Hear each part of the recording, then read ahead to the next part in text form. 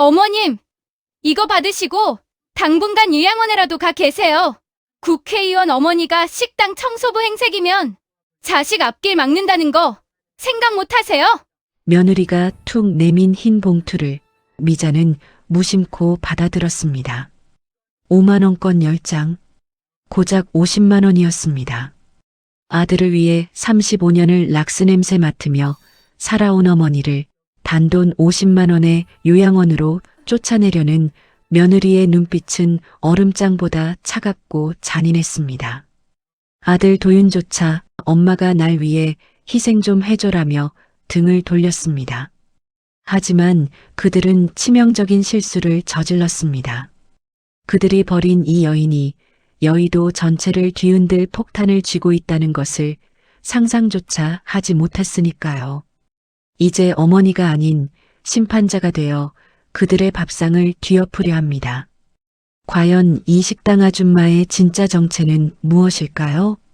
사연을 시작하기 전 무료로 할 수 있는 구독과 좋아요 부탁드립니다.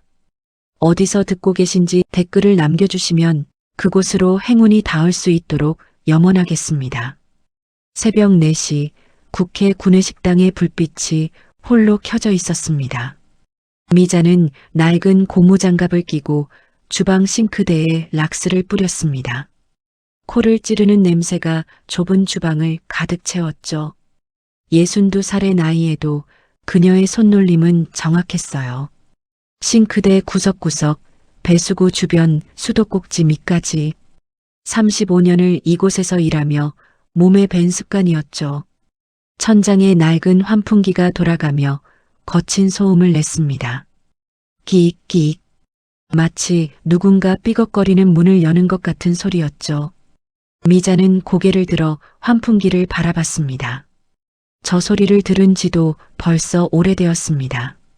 수리를 요청했지만 국회는 보이지 않는 곳에 시설은 신경 쓰지 않았어요. 또 시끄럽네. 미자는 중얼거리며 다시 싱크대를 닦았습니다. 락스 거품이 하얗게 일어났다가 물에 씻겨 내려갔습니다. 깨끗해진 스테인리스 표면에 희미하게 그녀의 얼굴이 비쳤어요.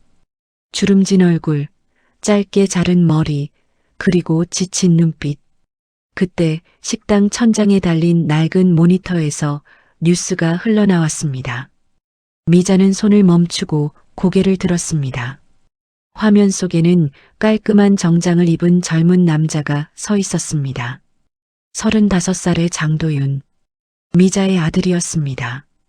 그는 국회의원 개원 인터뷰를 하고 있었죠.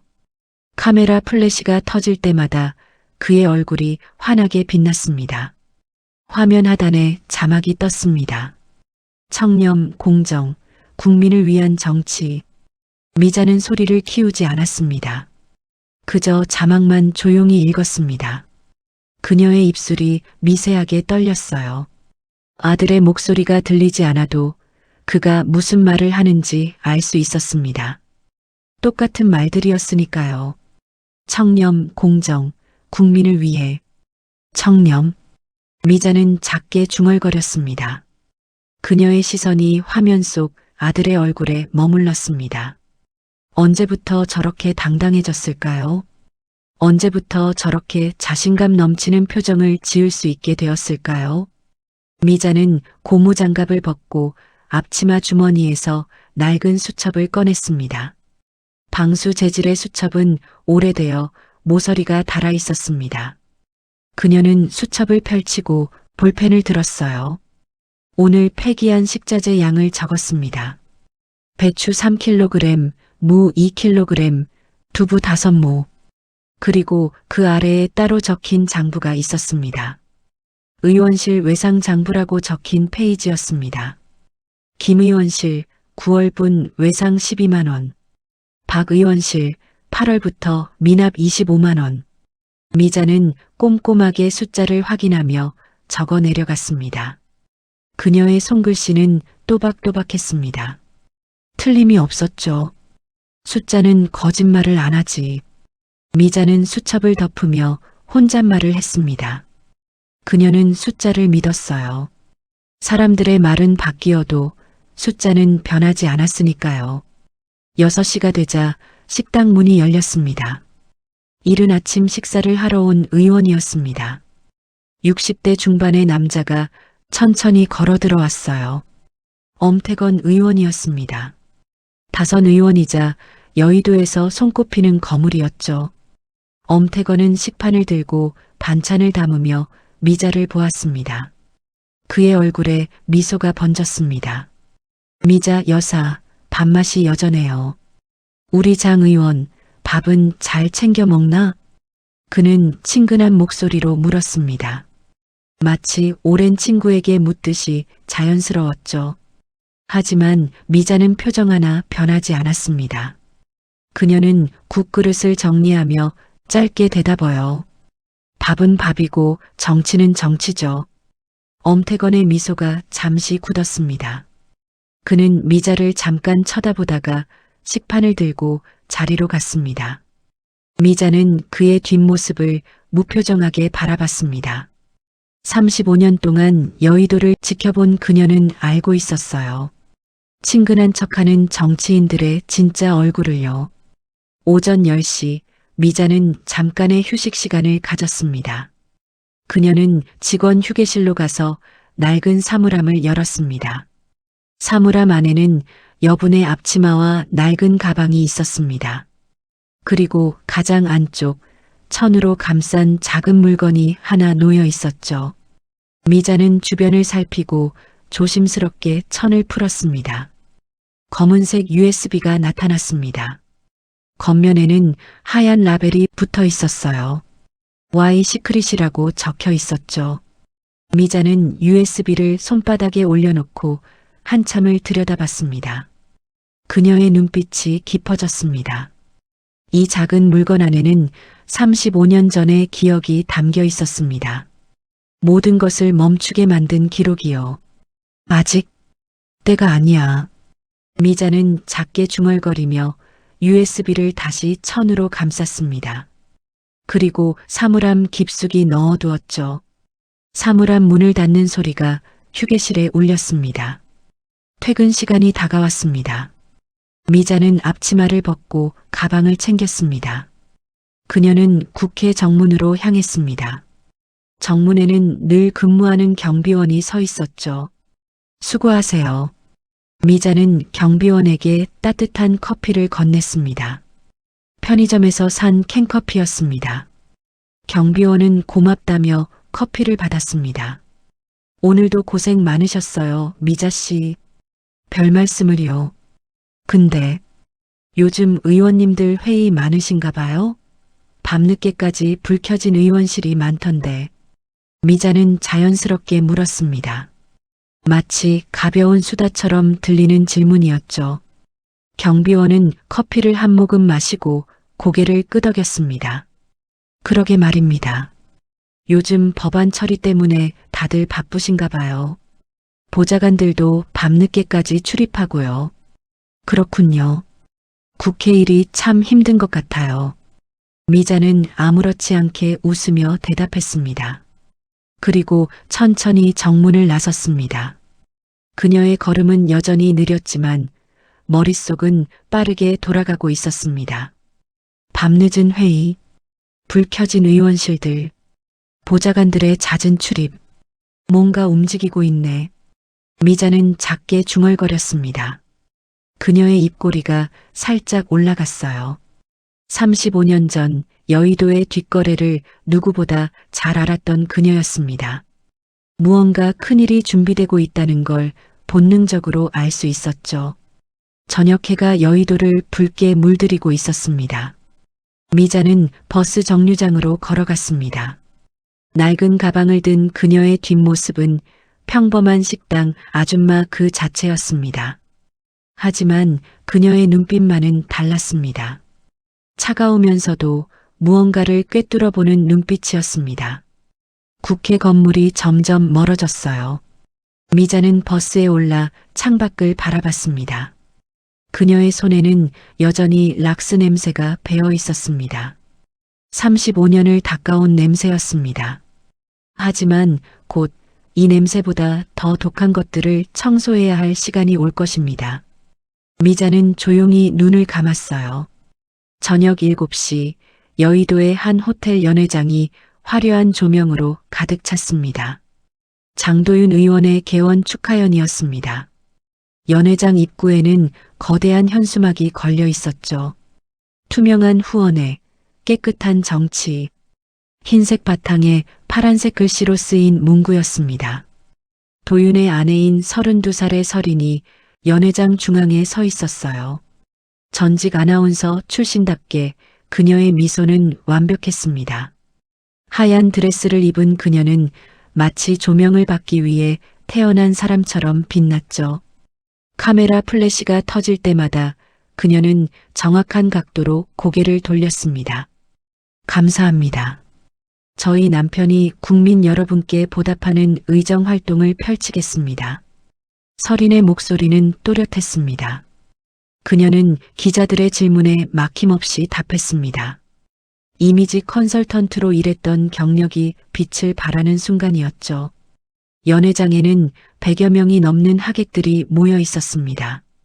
정치인들, 기업인들, 그리고 지역 유지들, 모두가 장도윤의 미래에 투자하러 온 사람들이었습니다. 장 의원, 앞으로 기대가 큽니다. 청년 정치인의 새바람을 기대하겠습니다. 악수가 이어졌습니다. 웃음소리가 연회장을 가득 채웠죠. 샴페인 잔이 부딪히는 소리가 경쾌하게 울렸습니다. 8시가 넘어서였습니다. 연회장 뒤편 직원 통로로 미자가 들어왔습니다. 그녀는 국회 식당 일을 마치고 서둘러 왔습니다. 버스를 2번이나 갈아타고 온 길이었죠. 미자는 낡은 가방을 들고 연회장 입구로 향했습니다. 그녀의 옷에서는 여전히 주방 냄새가 났어요. 락스와 음식 냄새가 섞인 특유의 냄새였죠. 연회장 입구 앞 설인이 친구 2명과 대화를 나누고 있었습니다. 모두 화려한 드레스를 입은 여자들이었죠. 설인아, 시어머님은 어디 계셔? 인사드려야 하는 거 아니야? 친구 하나가 주변을 두리번거리며 물었습니다. 설인의 표정이 순간 굳었습니다. 아, 어머니는 바쁘셔서 못 오셨어. 에이, 무슨 일이 아들 축하연보다 중요해? 그냥 일하시는 분이라서. 설인이 낮은 목소리로 대답했습니다. 친구가 눈을 크게 떴습니다. 일? 무슨 일 하시는데? 단순 노동이지 뭐. 설인이 얼버무리는 순간 저 멀리서 미자가 걸어오는 게 보였습니다. 설인의 얼굴이 창백해졌습니다. 어머님. 설인이 황급히 친구들에게 등을 돌리고 미자에게 다가갔습니다. 그녀는 미자를 복도 구석으로 데리고 갔습니다. 지금은 안 돼요. 손님들 있잖아요. 설인의 목소리는 급했습니다. 미자는 복도에 그대로 서 있었습니다. 잠깐만 기다리세요. 사람들 다 들어가면 그때 들어오세요. 설인은 미자를 복도에 남겨두고 다시 연회장 안으로 들어갔습니다. 유리문이 닫혔습니다. 미자는 유리문 너머 화려한 연회장을 바라봤습니다. 친구들이 설인에게 무언가 물어보는 게 보였습니다. 설인은 손사래를 치며 무언가 설명하고 있었죠. 10분쯤 지났을까요? 설인이 다시 문 밖으로 나왔습니다. 아휴 냄새. 어머니 지금 이 행사에 누가 오셨는지 알고 여기 오신 거예요? 설인의 목소리는 낮았지만 날카로웠습니다. 그녀는 시어머니를 연회장 입구에서 막아섰습니다. 마치 원치 않는 손님을 막는 것처럼요. 미자는 며느리를 조용히 바라봤습니다. 그녀의 눈빛에는 놀람도 분노도 없었습니다. 그저 담담했죠.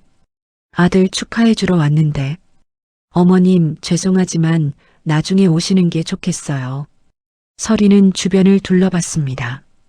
혹시 누가 볼까 걱정하는 눈빛이었습니다. 그녀는 수행비서를 불렀습니다. 젊은 남자 비서가 황급히 달려왔죠.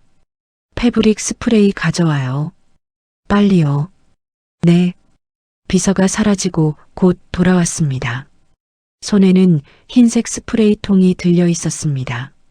서리는 스프레이를 받아들고 시어머니에게 다가섰어요. 사람들 보기 전에 빨리요. 어머니 모세. 서린이 스프레이를 뿌리려는 순간 미자가 한 걸음 뒤로 물러섰습니다. 스프레이 액체가 공중에 흩어졌습니다. 달콤한 향기가 복도에 퍼졌죠. 이제 됐어요.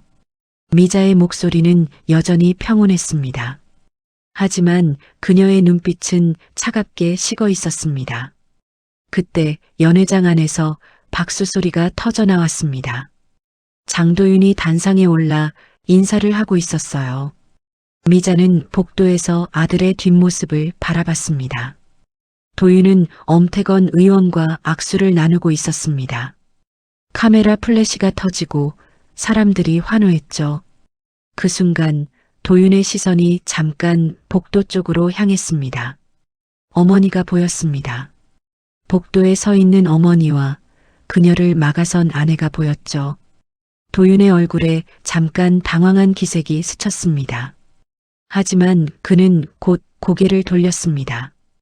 엄태건 의원이 그의 어깨를 두드리며 무언가 말하고 있었으니까요. 도윤은 다시 미소를 지었습니다. 완벽한 미소였습니다. 미자는 아들이 고개를 돌리는 것을 봤습니다. 그녀의 손이 가방 끈을 더 세게 움켜쥐었습니다. 하지만 표정은 변하지 않았죠. 이제 들어가 보세요, 어머님. 서린이 형식적으로 말했습니다. 하지만 그녀의 눈빛은 명확했습니다. 들어오지 마세요라고 말하고 있었죠. 미자는 고개를 저었습니다. 괜찮아, 집에서 기다리고 있을게. 그녀는 천천히 몸을 돌렸습니다. 복도를 걸어나가는 그녀의 뒷모습은 조금 구부정했습니다. 62살의 나이가 느껴지는 걸음걸이였죠. 하지만 미자의 눈빛만은 흔들리지 않았습니다. 밤 11시 도윤의 새집이었습니다. 강남의 고급 아파트 30층. 넓은 거실에는 값비싼 가구들이 놓여 있었어요. 통유리창 너머로 서울의 야경이 반짝였죠.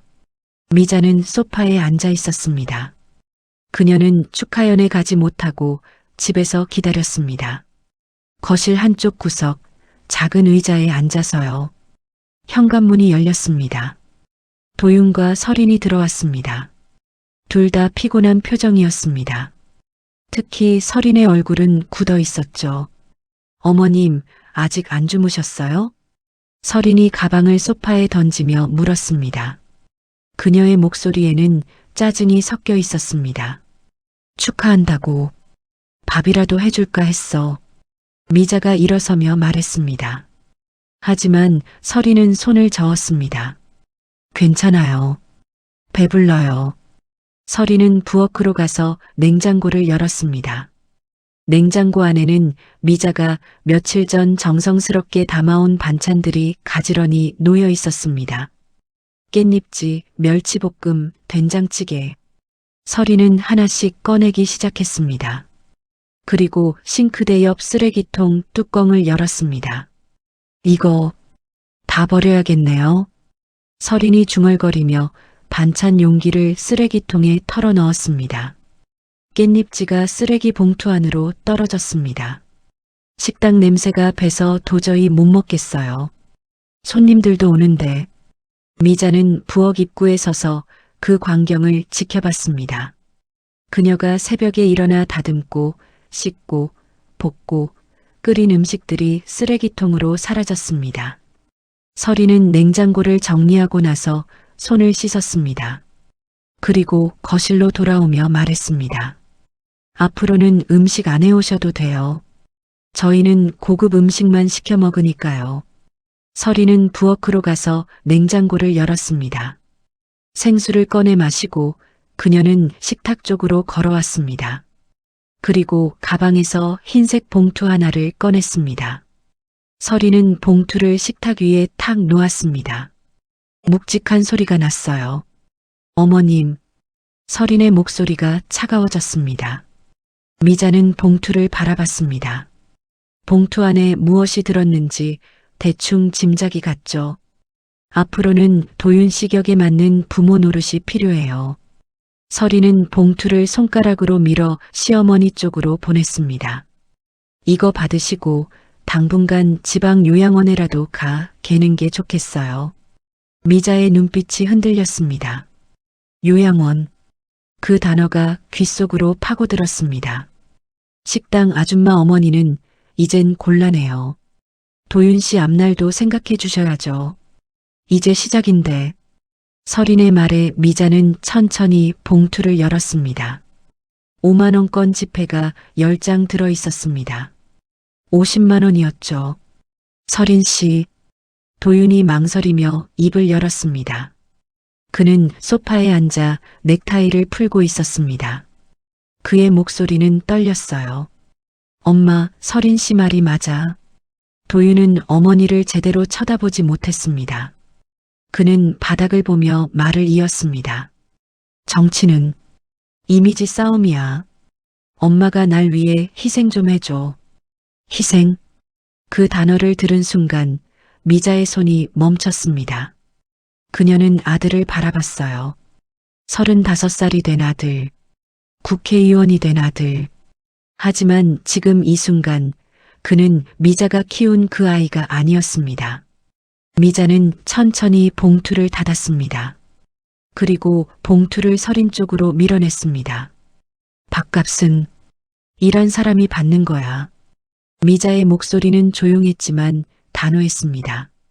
난 너희 집에서 일한 적 없어. 서린의 얼굴이 굳었습니다. 도윤도 고개를 들어 어머니를 봤습니다. 여보. 서린이 날카롭게 도윤을 불렀습니다. 짜증이 섞인 목소리였습니다. 말 좀 해봐요. 어머님이 이러시잖아요. 도윤은 소파에서 일어났습니다. 그는 넥타이를 완전히 풀고 어머니 쪽으로 걸어왔습니다. 하지만 어머니를 똑바로 보지는 못했습니다. 엄마. 도윤이 한숨을 쉬었습니다. 서린이 말도 일리가 있어. 미자는 아들을 바라봤습니다. 도윤은 계속 말을 이었습니다. 지금 내 위치에서는 이미지가 정말 중요하단 말이야. 한번 깎이면 회복이 안 돼. 도윤아, 엄마가 식당에서 일하는 거 사람들이 수군거려. 오늘도 몇 명이 물어봤어. 장 의원 어머님은 어디 계시냐고. 도윤의 목소리가 떨렸습니다. 나 대답 못했어. 식당에서 일하신다고 말 못했다고. 미자는 침묵했습니다. 도윤은 계속했습니다. 미안해. 근데 정치가 이런 거야. 좋은 집안 출신들이 즐비한 곳이라고. 엄마 직업 때문에 내가 우습게 보여. 그래서 미자의 목소리는 차가웠습니다. 그래서 난 없는 셈 치라는 거니? 도윤은 대답하지 못했습니다. 그는 고개를 돌렸습니다. 미자는 자리에서 일어났어요. 그녀는 아무 말 없이 방으로 들어갔습니다. 잠시 후 낡은 가방 하나를 들고 나왔어요. 30년 동안 써온 검은색 가방이었죠. 엄마, 어디가? 도윤이 황급히 일어섰습니다. 가야겠어. 내가 있어야 할 곳으로. 미자는 현관문을 열었습니다. 그녀는 뒤도 돌아보지 않고 집을 나섰습니다. 문이 닫히는 소리가 거실에 울렸습니다. 도윤은 그 자리에 서서 굳어 있었어요. 서리는 봉투를 집어들며 혀를 찼습니다. 결국 나가시네. 하지만 도윤의 가슴 한쪽은 무너지고 있었습니다. 어머니의 마지막 눈빛이 자꾸 떠올랐습니다. 실망도 분노도 아닌 그 차가운 눈빛이요. 미자는 엘리베이터를 타고 내려갔습니다. 30층에서 1층까지. 그녀는 거울에 비친 자신의 얼굴을 봤습니다. 주름진 얼굴, 짧은 머리, 그리고 여전히 흔들리지 않는 눈빛. 이젠 시작해야겠구나. 미자는 작게 중얼거렸습니다. 엘리베이터 문이 열렸습니다. 그녀는 가방을 들고 밤거리로 걸어 나갔어요. 차가운 바람이 불었습니다. 하지만 미자의 걸음은 흔들리지 않았어요. 일주일 후 강남의 한 카페였습니다. 서리는 창가 구석자리에 앉아 노트북 화면을 응시하고 있었습니다. 화면에는 여론조사 결과 그래프가 떠 있었죠. 파란색 막대 그래프가 위아래로 흔들리고 있었습니다. 지지율 39%. 서린의 눈썹이 찌푸려졌습니다. 그녀는 손가락으로 마우스를 클릭하며 지난달 조사 결과와 비교했습니다. 41%에서 39%로 떨어진 것이었죠. 2%. 서리는 작게 중얼거렸습니다. 겨우 2%였지만 그녀에게는 심각한 문제였습니다. 40%가 무너지면 모든 계획이 흔들렸으니까요. 그녀는 가방에서 서류 뭉치를 꺼냈습니다. 세빛지구 개발 법안이라고 적힌 표지였습니다. 서리는 서류를 넘기며 입술을 깨물었습니다. 세빛지구 개발 법안. 남편 도윤이 추진하는 핵심 법안이었습니다. 이 법안이 통과되면 여의도 정가에서 도윤의 입지가 달라질 것이었죠. 하지만 지지율이 이렇게 낮으면 법안 통과는 어려웠습니다. 40%는 넘어야 하는데. 서리는 커피를 한 모금 마셨습니다. 쓴맛이 입안에 퍼졌어요. 그녀는 휴대폰을 꺼내 전화번호를 찾았습니다. 화면에 이정현이라는 이름이 떴습니다. 서리는 잠시 망설였어요. 하지만 곧 통화 버튼을 눌렀습니다. 신호음이 3번 울리고 전화가 연결됐습니다. 여보세요. 장 의원님 부인이시죠? 낮고 차분한 남자 목소리가 들렸습니다. 45살의 이정현이었습니다. 네, 이 대표님. 시간 괜찮으세요? 물론입니다. 무슨 일이시죠? 서리는 주변을 둘러봤습니다. 카페에는 사람이 많지 않았습니다. 그녀는 목소리를 낮췄어요. 한번 뵙고 싶은데요. 조용히. 비밀이에요. 전화 너머로 잠깐 침묵이 흘렀습니다. 이정현이 무언가 생각하는 시간이었죠. 알겠습니다. 내일 오후 3시 여의도 파크 호텔 라운지는 어떠세요? 조용하고 은밀합니다. 좋아요. 내일 뵙죠. 서리는 전화를 끊고 노트북을 덮었습니다. 그녀의 눈빛이 날카로워졌습니다. 다음 날 오후 3시 여의도 파크 호텔 라운지. 평일 오후라 사람이 많지 않았습니다. 은은한 조명과 클래식 음악이 흐르는 고급스러운 공간이었죠. 서리는 구석 테이블에 앉아 있었습니다. 선글라스를 쓰고 있었지만 그녀의 존재감은 여전히 눈에 띄었습니다. 하얀 블라우스와 검은색 재킷. 완벽한 차림새였죠. 기다리셨습니까? 이정현이 다가왔습니다. 그는 회색 정장을 입고 있었습니다. 얼굴에는 특별한 표정이 없었죠. 마치 감정을 숨기는데 익숙한 사람 같았습니다. 앉으세요. 서린이 맞은편 의자를 가리켰습니다. 이정현이 자리에 앉자 서린은 가방에서 파일 하나를 꺼냈습니다. 이 대표님, 저희 남편 지지율 보셨죠? 39%로 알고 있습니다. 이걸 올려야 해요. 최소 45%까지. 서린의 목소리는 단호했습니다. 이정현은 고개를 끄덕였습니다. 가능합니다. 다만 방법이 조금 특별할 수 있습니다. 특별하다는 게 무슨 뜻이죠? 이정현은 주변을 살폈습니다. 그리고 목소리를 더 낮췄습니다. 표본 가중치를 조정하는 겁니다. 특정 연령대나 지역의 응답 비율을 높이는 거죠. 기술적으로는 통계 보정이라고 할 수 있습니다만. 그게 문제가 되나요? 서린이 물었습니다. 이정현은 잠깐 침묵했습니다. 회색 지대입니다. 불법은 아니지만 언론이 알면 곤란할 수 있습니다. 서린은 테이블 위에 봉투 하나를 놓았습니다. 두툼한 갈색 봉투였습니다. 정책 홍보 용역 계약금입니다. 5천만 원이에요. 이정현의 눈빛이 흔들렸습니다. 그는 봉투를 바라봤습니다. 서린이 말을 이었습니다. 세빛지구 개발에 대한 찬성 여론도 만들어주세요. 국민들이 이 개발을 원한다는 결과가 나와야 합니다. 알겠습니다. 이정현은 봉투를 집어 가방에 넣었습니다. 동작이 빨랐습니다. 마치 이런 일에 익숙한 것처럼요. 두 사람은 얼마간 더 이야기를 나눴습니다. 구체적인 수치, 시기, 방법에 대해서였죠. 서린은 작은 메모지에 필요한 내용을 적었습니다. 표본, 가중치, 보정 같은 단어들이었습니다. 대화가 끝나고 이정현이 먼저 자리에서 일어났습니다. 그럼 2주일 안의 결과 보여드리겠습니다.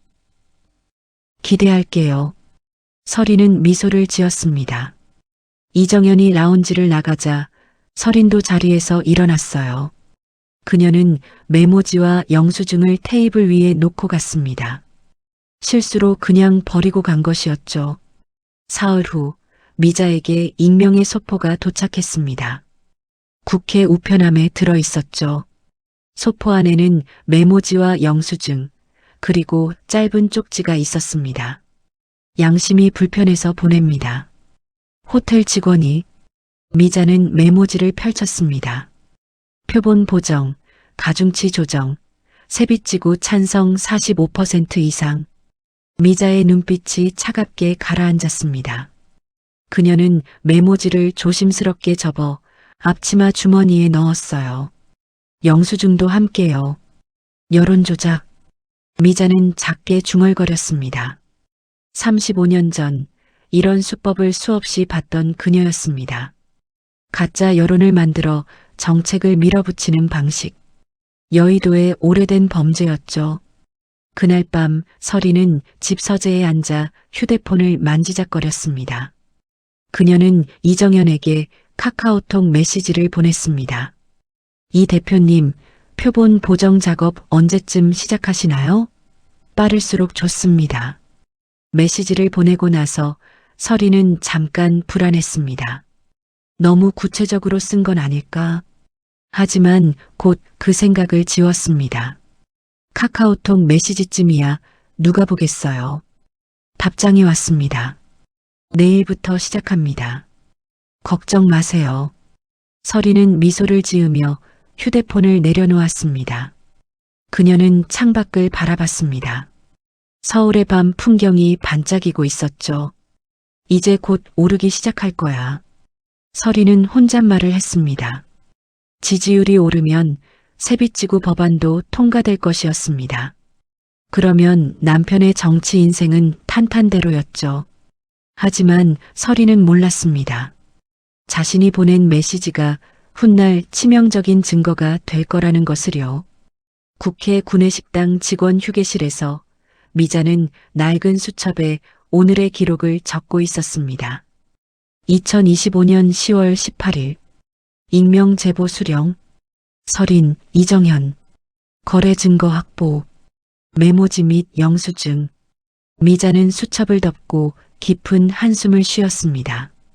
도윤아, 내 옆에 누가 있는지 알기나 하니. 그녀의 목소리는 쓸쓸했어요. 하지만 그녀의 손은 멈추지 않았습니다. 증거를 모으고 기록을 남기고 진실을 추적하는 일. 미자는 멈출 수 없었습니다. 왜냐하면 이건 복수가 아니었으니까요. 이건 정의였습니다. 미자는 수첩을 서랍 깊숙이 넣고 불을 껐습니다. 어둠 속에서 그녀의 눈빛만이 빛나고 있었습니다. 일주일 후 밤 11시였습니다. 도윤은 국회 본관 복도를 걷고 있었습니다. 대부분의 의원실에는 불이 꺼져 있었죠. 그의 구두 소리만이 조용한 복도에 울렸습니다. 휴대폰이 진동했습니다. 도윤은 주머니에서 검은색 휴대폰을 꺼냈습니다. 평소 쓰는 휴대폰이 아니었습니다. 사흘 전 엄태건 의원의 보좌관에게 받은 대포폰이었죠. 화면에 짧은 메시지가 떠 있었습니다. 지하 3층 기계실. 지금 내려오세요. 도윤의 손이 떨렸습니다. 그는 주변을 살피고 엘리베이터로 향했습니다. 지하 3층 버튼을 누르는 그의 손가락에 땀이 맺혔습니다. 엘리베이터가 천천히 내려갔어요. 층수를 나타내는 숫자가 바뀔 때마다 도윤의 심장이 빠르게 뛰었습니다. 문이 열렸습니다. 지하 3층은 어두웠습니다. 형광등 몇 개만이 희미하게 켜져 있었죠. 축축한 공기가 도윤의 얼굴에 닿았습니다. 그는 복도를 따라 걸었습니다. 복도 끝에서 기계 소리가 들렸습니다. 낡은 환풍기가 돌아가는 소리였어요. 도윤은 그 소리를 따라갔습니다. 기계실 문이 반쯤 열려 있었어요. 안에서 희미한 불빛이 새어나왔죠. 도윤은 문을 밀고 들어갔습니다. 엄태건이 서 있었죠. 60세의 다선 의원. 여의도에서 손꼽히는 거물. 그는 담배를 피우고 있었습니다. 담배 연기가 환풍기 소음 속으로 빨려 들어갔죠. 왔나, 장 의원. 엄태건의 목소리는 낮고 무거웠습니다. 도윤은 고개를 숙여 인사했습니다. 의원님, 늦은 시간에 죄송합니다. 괜찮아. 여기선 아무도 못 들어. 저 환풍기 소리가 다 삼켜주거든. 엄태건은 환풍기를 턱으로 가리켰습니다. 낡은 환풍기가 끼익끼익거리며 돌고 있었습니다. 도윤도 그 소리를 들었습니다. 확실히 대화를 가리기에 충분한 소음이었죠. 엄태건은 담배를 바닥에 버리고 발로 밟았습니다. 그리고 도윤에게 다가왔습니다. 장 의원, 자네 세빛지구 개발 법안 잘 알지? 네, 물론입니다. 그 법안을 통과시켜야 해. 반드시. 엄태건의 눈빛이 날카로워졌습니다. 도윤은 긴장한 채로 대답했습니다. 노력하고 있습니다만 반대 여론도 만만치 않습니다. 여론은 내가 해결할 거야. 자네는 법안만 밀어붙여. 엄태건은 도윤의 어깨에 손을 올렸습니다. 무거운 손이었습니다. 세빛지구, 그 땅 주인이 누군지 아나? 대한홀딩스라고 들었습니다. 맞아. 그 회사 대표는 늙은 정치 브로커야. 내가 이미 얘기를 다 해놨어. 엄태건은 미소를 지었습니다. 하지만 그 미소는 따뜻하지 않았습니다. 차갑고 계산적인 미소였죠. 법안만 통과되면 태건 건설이 독점 개발권을 따내게 되지. 그리고 그 지구에 들어설 빌딩 건물 하나 자네 차명으로 넘겨줄 거야. 도윤의 눈이 커졌습니다. 빌딩 건물. 그 말에 그의 입술이 말랐습니다. 빌딩 건물이요? 시가 500억짜리야. 물론 자네 이름으로 직접 등기하면 안 되지. 차명으로 처리하면 아무도 몰라. 500억? 그 숫자가 도윤의 머릿속에서 울렸습니다. 500억? 그는 평생 벌어도 만질 수 없는 돈이었습니다. 빌딩 하나로 500억이라니. 도윤의 손이 떨렸습니다. 하지만 그건 두려움 때문이 아니었어요. 욕망 때문이었죠. 의원님 정말 가능한 겁니까? 나를 믿어. 30년 넘게 여의도에서 이런 일 100번도 넘게 해봤어. 걱정 마. 엄태건은 도윤의 등을 두드렸습니다. 그리고 주머니에서 서류 봉투를 꺼냈습니다. 이건 계약서 초안이야. 잘 봐두고 법안 통과되면 바로 진행할 거야. 도윤은 떨리는 손으로 봉투를 받았습니다. 봉투가 묵직했습니다. 그는 봉투를 가방에 넣었습니다. 알겠습니다, 의원님. 법안 통과시키겠습니다. 그래, 잘 생각했어. 우리 같은 사람들은 서로 도와야 해. 그게 정치야. 엄태건은 다시 담배를 꺼내 물었습니다. 라이터 불꽃이 어둠 속에서 밝게 타올랐습니다. 가봐. 그리고 이 전화기로만 연락해. 절대 개인 전화 쓰지 말고. 네, 알겠습니다. 도윤은 고개를 숙이고 기계실을 나왔습니다.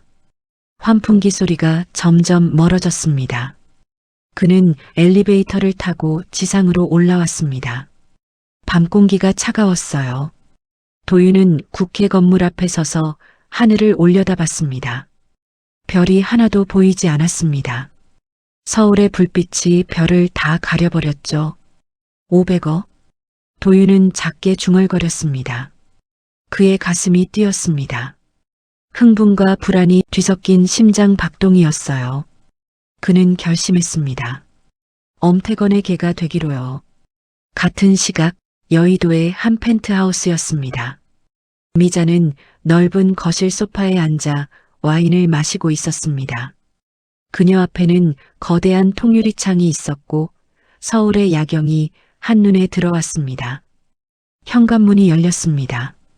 정장을 입은 남자가 들어왔습니다. 58살의 변우식이었습니다. 그는 서류 가방을 들고 미자에게 다가왔습니다. 회장님, 변우식의 목소리는 정중했습니다. 미자는 와인 잔을 내려놓고 그를 바라봤습니다. 앉아요, 우식 씨. 변우식은 미자 맞은편에 앉았습니다. 그는 서류 가방을 열고 파일 몇 개를 꺼냈습니다. 35년. 연극이 길었습니다. 그래야 했어요. 아들만큼은 깨끗하게 키우고 싶었으니까. 미자의 목소리가 쓸쓸했습니다. 그녀는 와인 잔을 다시 들어 한 모금 마셨습니다. 변우식은 파일을 펼쳤습니다. 첫 페이지에는 대한홀딩스 자산 현황이라고 적혀 있었습니다. 회장님, 세빛지구 부지는 여전히 저희 소유입니다. 엄태건 의원이 태건 건설로 독점 개발하려고 하는 그 땅이요. 알아요. 그 사람 대한홀딩스가 땅 주인인 건 알지만 진짜 실소유주가 누군지는 모르죠. 미자는 차갑게 웃었습니다. 그녀는 35년 전 여의도 자금왕이었습니다. 정치자금의 흐름을 꿰뚫고 뒷거래의 모든 것을 알았던 사람이었죠. 하지만 그녀는 정치의 환멸을 느꼈습니다. 남편을 잃고 세상의 더러움을 보고 그녀는 모든 것을 내려놓았습니다. 아들만큼은 다르게 키우기로 결심했죠. 그래서 그녀는 신분을 숨겼습니다. 국회 식당 관리자가 되어 35년을 숨어 살았습니다. 대한홀딩스는 변우식이 대신 관리했고 아무도 진짜 주인이 누군지 몰랐습니다. 우식 씨, 도윤이가 그 땅에 손을 대려고 해요. 네, 정보망을 통해 확인했습니다. 엄태건과 손을 잡았더군요. 미자의 눈빛이 어두워졌습니다. 내가 35년 동안 깨끗하게 키우려고 했는데 결국 이렇게 되는구나. 회장님, 괜찮아요. 이제 시작할 때가 됐어요. 미자는 자리에서 일어났습니다. 그녀는 창가로 걸어가 서울의 야경을 바라봤습니다. 불빛들이 반짝이고 있었어요. 저 불빛 어딘가에 아들이 있을 것이었죠. 우식 씨, 증거를 모으세요. 엄태건과 도윤의 거래, 설인의 여론 조작, 모든 것을요. 알겠습니다, 회장님. 그리고 지하 기계실을 확인해 보세요. 엄태건이 늦은 밤 국회에 남는다는 정보가 있어요. 어딘가에서 은밀하게 만나고 있을 겁니다. 변우식의 눈이 커졌습니다. 기계실을 확인하라고요? 네. 지하층을 감시하세요. 그들이 어디서 만나는지 찾아내면 거기에 녹음 장치를 설치할 겁니다. 미자는 차갑게 미소 지었습니다. 그들이 안심하고 떠들어대는 그 순간들이 결국 자신들을 무너뜨릴 거예요. 변우식은 고개를 끄덕였습니다. 그는 서류를 정리하고 일어났습니다. 내일부터 바로 진행하겠습니다. 고마워요, 우식 씨. 변우식이 나간 후 미자는 혼자 남았습니다. 그녀는 소파에 앉아 눈을 감았습니다. 35년의 기다림이 끝나가고 있었습니다. 사흘 후 새벽 1시였습니다. 변우식은 국회 본관 지하 3층에 서 있었습니다. 그는 작업복을 입고 공구 가방을 들고 있었죠. 미자의 지시대로 지난 사흘간 엄태건과 도윤의 동선을 추적한 결과 그들이 지하 기계실에서 만난다는 것을 확인했습니다. 변우식은 시설관리팀 직원 2명과 함께 있었습니다. 그들은 이미 미자에게 충성하는 사람들이었죠. 정말 여기에 설치하는 게 맞습니까? 젊은 직원이 물었습니다. 나이든 직원이 고개를 끄덕였습니다. 변 팀장님 지시야. 환풍기 덕트 안쪽에 넣으래. 근데 이게 뭐에 쓰는 건지. 우린 묻지 말고 시키는 대로만 하면 돼. 알았지? 젊은 직원은 더 이상 묻지 않았습니다. 세 사람은 기계실 문을 열고 들어갔습니다. 낡은 환풍기가 끼익끼익 소리를 내며 돌고 있었습니다. 변우식은 주변을 살폈습니다. 담배꽁초가 바닥에 떨어져 있었습니다. 최근에 누군가 여기서 담배를 피웠다는 증거였죠. 여기가 맞습니다. 작업 시작하세요. 나이든 직원은 사다리를 가져와 환풍기 앞에 세웠습니다. 그리고 공구 가방에서 작은 장치를 꺼냈어요. 손가락 2마디 크기의 검은색 녹음기였습니다. 이거 배터리가 한 달은 간다던데. 소리가 나면 자동으로 녹음되는 거죠? 그래. 똑똑한 물건이야. 나이든 직원은 사다리를 올라갔습니다. 그는 환풍기 덕트 커버를 열었습니다. 먼지가 우수수 떨어졌죠. 그는 기침을 하며 녹음기를 덕트 안쪽 깊숙한 곳에 붙였습니다. 됐어. 내려간다. 작업은 10분도 걸리지 않았습니다. 세 사람은 공구를 챙겨 기계실을 나왔습니다. 환풍기는 여전히 끼익끼익 소리를 내며 돌고 있었습니다. 하지만 이제 그 소음 속에서 나오는 모든 대화가 녹음될 것이었습니다. 변우식은 미자에게 전화했습니다. 회장님, 설치 완료했습니다. 수고했어요. 이제 기다려봅시다. 이틀 후 밤 10시였습니다. 도윤은 대포폰을 들고 지하 3층으로 내려갔습니다. 엄태건의 보좌관에게서 연락이 왔었죠. 법안 진행 상황 보고하러 오라는 메시지였습니다. 도윤은 기계실 문을 열었습니다. 안에는 30대 후반으로 보이는 남자가 서 있었습니다. 엄태건의 수석 보좌관 김성민이었습니다. 장 의원님 오셨습니까? 김성민은 공손하게 인사했습니다. 하지만 그의 눈빛은 차갑고 날카로웠습니다. 법안 진행은 어떻습니까? 위원회 통과는 다음 주 예정입니다. 표도 거의 확보했고요. 도윤은 긴장한 목소리로 대답했습니다. 김성민은 고개를 끄덕였습니다. 잘하고 계시네요. 의원님께서도 만족하실 겁니다. 김성민은 가방에서 두툼한 봉투를 꺼냈습니다. 도윤의 눈이 봉투에 고정됐습니다. 활동비입니다. 5천만 원이요. 김성민은 봉투를 도윤에게 건넸습니다. 도윤은 떨리는 손으로 봉투를 받았습니다. 봉투가 묵직했습니다. 현금의 무게였죠. 고맙습니다. 법안만 통과시켜 주세요. 그럼 약속한 빌딩, 바로 차명 계약 들어갑니다. 알겠습니다. 반드시 통과시키겠습니다. 도윤은 봉투를 가방에 넣었습니다. 환풍기 소음이 두 사람의 대화를 삼키고 있었습니다. 적어도 그들은 그렇게 믿었죠. 하지만 환풍기 덕트 안쪽, 녹음기의 빨간 불이 깜빡이고 있었습니다. 같은 시각 여의도 펜트하우스였습니다. 미자는 노트북 앞에 앉아 있었습니다.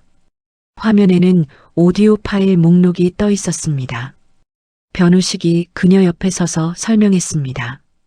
회장님, 지난 이틀 동안 녹음된 파일입니다. 총 3건의 대화가 녹음됐습니다. 들어봤어요? 네. 모두 엄태건 의원 측 사람들과 도윤 의원의 대화입니다. 돈 이야기, 법안 이야기, 빌딩 차명 계약 이야기 다 들어 있습니다. 미자는 마우스를 클릭했습니다. 첫 번째 파일이 재생됐습니다. 환풍기 소음이 먼저 들렸습니다. 끼익끼익. 그 소음 속에서 목소리가 들렸습니다. 엄태건의 목소리였습니다. 법안만 통과시켜. 빌딩 하나 500억짜리 넘겨줄게. 도윤의 목소리가 이어졌습니다. 감사합니다, 의원님. 꼭 통과시키겠습니다. 미자는 오디오를 멈췄습니다. 그녀의 손이 떨렸습니다. 아들의 목소리. 돈을 받기로 약속하는 아들의 목소리. 회장님. 변호식이 조심스럽게 불렀습니다. 미자는 눈을 감았습니다. 깊은 한숨이 나왔습니다. 계속 들려주세요. 변호식은 다른 파일을 재생했습니다. 김성민과 도윤의 대화였습니다. 5천만 원을 건네는 장면이었죠. 활동비입니다. 5천만 원이요. 고맙습니다. 미자는 노트북을 덮었습니다. 그녀는 소파에 기대어 천장을 바라봤습니다. 35년을 숨어 살았어요. 아들만큼은 깨끗하게 키우려고. 미자의 목소리가 떨렸습니다. 근데 결국 이렇게 되는구나. 회장님, 아직 늦지 않았습니다. 지금이라도 막을 수 있습니다. 변호식의 말에 미자는 고개를 저었습니다. 막는 게 아니에요. 스스로 깨닫게 해야죠. 자기가 무슨 짓을 하고 있는지. 미자는 자리에서 일어났습니다. 그녀는 창가로 걸어가 밤 풍경을 바라봤습니다. 우식 씨, 국회 식당 직원들 중에 믿을 만한 사람 있죠? 네, 몇 명 있습니다. 그 사람들한테 부탁하세요. 엄태건 측 사람들의 동선을 파악하라고. 법인카드 사용 내역도요. 무엇을 찾으시려는 겁니까? 미자는 변호식을 돌아봤습니다. 그녀의 눈빛이 차가웠습니다. 돈의 흐름이요. 엄태건이 쓰는 돈이 어디서 나오는지, 그리고 그 돈이 어디로 가는지. 알겠습니다. 변호식은 고개를 숙이고 나갔습니다. 미자는 다시 혼자 남았습니다. 그녀는 소파에 앉아 휴대폰을 꺼냈습니다. 도윤의 사진이 배경화면에 있었습니다. 어렸을 때 찍은 사진이었죠. 초등학교 입학식 날의 사진이었습니다. 그때의 도윤은 깨끗한 눈빛으로 웃고 있었습니다. 미안하다, 도윤아. 미자는 작게 중얼거렸습니다. 이제 엄마가 너의 밥상을 뒤엎어야겠구나. 일주일 후 국회 구내식당이었습니다. 미자는 주방에서 설거지를 하고 있었습니다. 점심시간이 끝나고 식당은 한산했죠. 그때 한 직원이 주방으로 들어왔습니다. 미자 씨, 이거. 직원은 종이 몇 장을 건넸습니다. 법인카드 영수증 사본들이었습니다. 김성민 보좌관이 쓴 카드예요. 식권을 대량으로 샀더라고요. 미자는 영수증을 들여다봤습니다. 식권 100장, 200장씩 구매한 기록들이었습니다. 식권을 이렇게 많이? 이상하죠? 보좌관 혼자 먹을 양이 아닌데. 미자의 눈빛이 날카로워졌습니다. 식권. 대량으로 구매한 식권. 이건 누군가에게 나눠주기 위한 것이었습니다. 이 카드, 어느 회사 카드예요? 태건건설이요. 엄태건 의원 쪽 회사죠. 미자는 영수증을 접어 주머니에 넣었습니다. 고마워요. 잘 봤어요. 도움이 됐으면 좋겠네요. 직원이 나간 후 미자는 휴대폰을 꺼내 변호식에게 전화했습니다. 우식 씨, 태건 건설법인 카드로 식권을 대량 구매한 기록이 있어요. 식권이요? 네. 이 식권들이 누구한테 갔는지 추적하세요. 아마 비밀 회동 참가자들한테 나눠줬을 거예요. 전화 너머로 변호식이 숨을 들이쉬는 소리가 들렸습니다. 만약 그렇다면 이건 증거가 됩니다. 회사 돈으로 정치자금을 쓴 거니까요. 맞아요. 그리고 이정현을 움직인 돈도 결국 거기서 나왔을 거예요. 미자의 목소리가 단호해졌습니다. 모든 돈의 흐름이 하나로 연결돼요. 엄태건에서 시작해서 설인의 여론조작까지. 알겠습니다. 바로 조사 들어가겠습니다. 전화를 끊고 미자는 주방 창문으로 국회 본관을 바라봤습니다. 저 건물 어딘가에서 아들이 일하고 있을 것이었습니다. 곧 다 끝날 거야. 미자는 작게 중얼거렸습니다. 그녀의 손에 든 행주에서 물이 뚝뚝 떨어졌습니다. 마치 눈물처럼요. 같은 날 오후 서울 강남의 한 오피스 빌딩이었습니다. 이정현의 여론조사 회사 10여 명의 직원들이 컴퓨터 앞에 앉아 데이터를 입력하고 있었습니다. 이정현이 회의실에서 나와 직원들에게 지시했습니다. 이번 주까지 세빛지구 찬성 여론 45% 이상으로 만들어야 해. 표본 가중치 조정 작업 시작하세요. 네, 대표님. 직원들이 일제히 대답했습니다.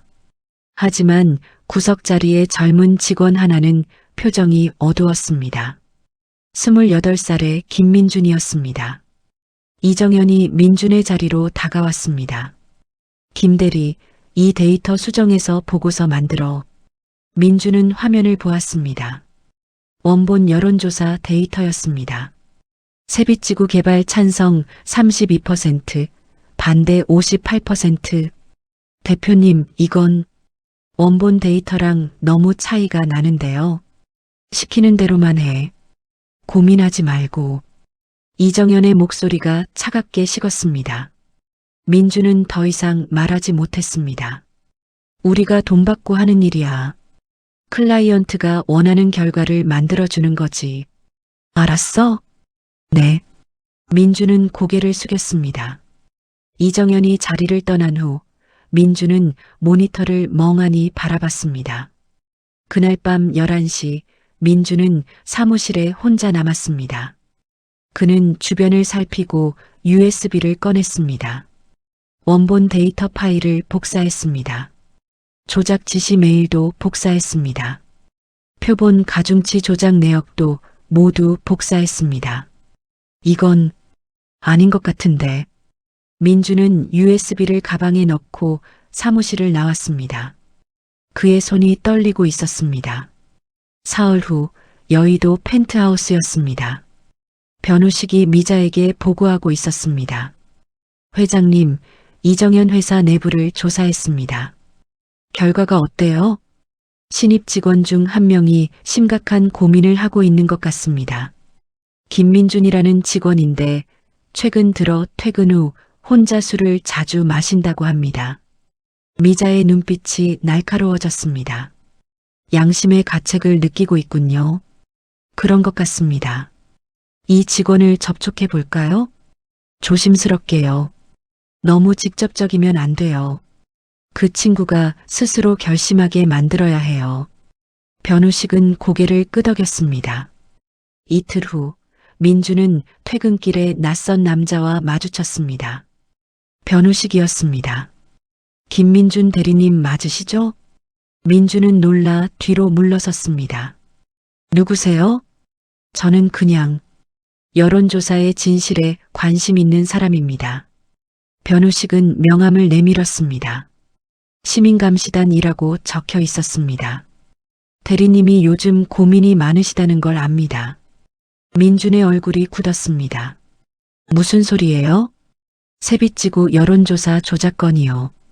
원본 데이터를 보셨죠?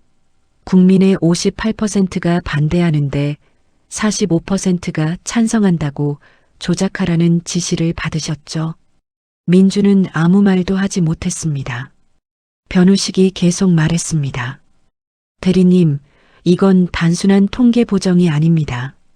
이건 국민을 속이는 범죄예요. 그리고 이 조작된 여론으로 거대한 개발 비리가 진행되고 있습니다. 저는 그냥 직원일 뿐이에요. 알아요. 그래서 대리님을 비난하려는 게 아닙니다. 변호식은 작은 종이를 건넸습니다. 전화번호가 적혀 있었습니다. 만약 진실을 밝히고 싶으시다면 이 번호로 연락 주세요. 대리님을 보호하는 방법도 있습니다. 변호식은 그렇게 말하고 떠났습니다. 민주는 종이를 들고 한참을 서 있었습니다. 그날 밤 민주는 집에서 USB를 꺼내 들여다봤습니다. 그 안에 담긴 진실들. 그는 변호식이 준 전화번호를 바라봤습니다. 해야 하나, 말아야 하나. 민주는 밤새 잠을 이루지 못했습니다. 2025년 11월 5일 아침 9시였습니다. 서울의 한 지역 신문사 기자 한 명이 이메일을 열어보고 있었습니다. 받은 편지함에 제보합니다라는 제목의 메일이 와 있었죠. 발신자는 트루스시커라는 익명 계정이었습니다. 기자는 마우스를 클릭했습니다. 메일이 열렸습니다. 첨부 파일이 여러 개 달려 있었습니다. 기자는 첫 번째 파일을 열었습니다. 화면에 숫자가 빼곡한 표가 떴습니다. 표본 가중치 조작 내역이라는 제목이었습니다. 날짜별로 어떻게 수치를 바꿨는지 상세히 기록돼 있었죠. 기자의 눈이 커졌습니다. 그는 다른 파일들을 하나씩 열어봤습니다. 여론조사 원본 데이터, 조작된 데이터, 그리고 조작 지시 메일들. 메일 본문에는 이렇게 적혀 있었습니다. 저는 이정현 회사에서 일하는 직원입니다. 더 이상 양심을 속일 수 없어 이 자료들을 제보합니다. 국민을 속이는 일에 가담한 것을 깊이 후회합니다. 부디 진실을 밝혀주십시오. 이건 대박인데. 기자는 즉시 데스크에게 보고했습니다.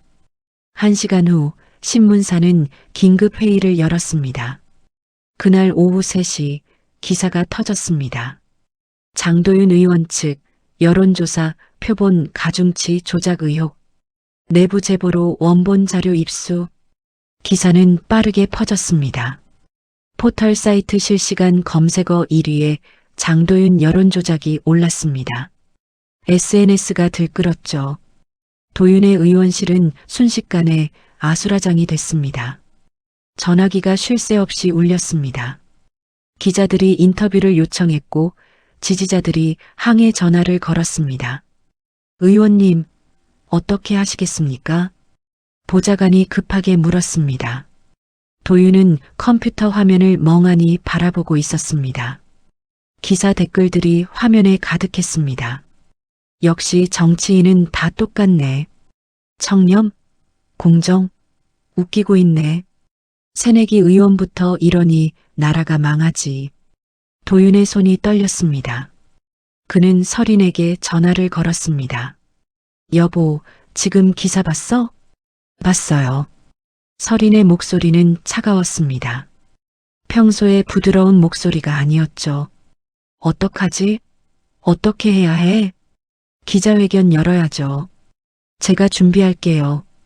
서린은 전화를 끊었습니다. 그녀는 거울 앞에 섰습니다. 화장을 고치며 깊은 숨을 들이쉬었습니다. 괜찮아. 해명하면 돼. 그녀는 스스로에게 말했습니다. 다음 날 오전 11시 서린의 기자회견이 열렸습니다. 국회 브리핑룸. 수십 명의 기자들이 모여 있었습니다. 카메라 플래시가 끊임없이 터졌죠. 서린은 단상에 섰습니다. 검은색 정장을 입은 그녀는 침착해 보였습니다. 하지만 그녀의 손은 떨리고 있었죠. 먼저 국민 여러분께 심려를 끼쳐드려 죄송합니다. 서린은 고개를 숙였습니다. 카메라 셔터 소리가 쏟아졌습니다. 보도된 내용은 오해입니다. 표본 가중치 조정은 통계적 보정일 뿐입니다. 모든 여론조사는 표본 오차를 줄이기 위해 가중치를 적용합니다. 기자들이 손을 들었습니다. 질문이 쏟아졌습니다. 가중치 조정과 조작의 차이가 뭡니까? 누가 이정현 씨에게 용역을 의뢰했습니까? 자금 출처는 어디입니까? 서린은 준비한 답변을 읽었습니다. 하지만 기자들은 만족하지 않았습니다. 질문은 점점 날카로워졌죠. 기자회견은 30분 만에 끝났습니다. 서린은 뒷문으로 빠져나왔습니다.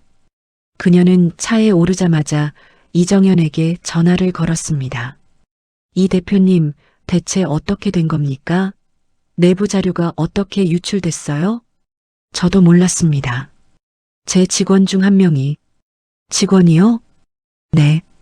양심의 가책을 느꼈나 봅니다. 제보한 게 분명합니다. 서린은 휴대폰을 꽉 쥐었습니다. 화면이 삐걱거렸습니다. 수습할 수 있어요? 최선을 다해보겠습니다. 하지만 쉽지 않을 것 같습니다.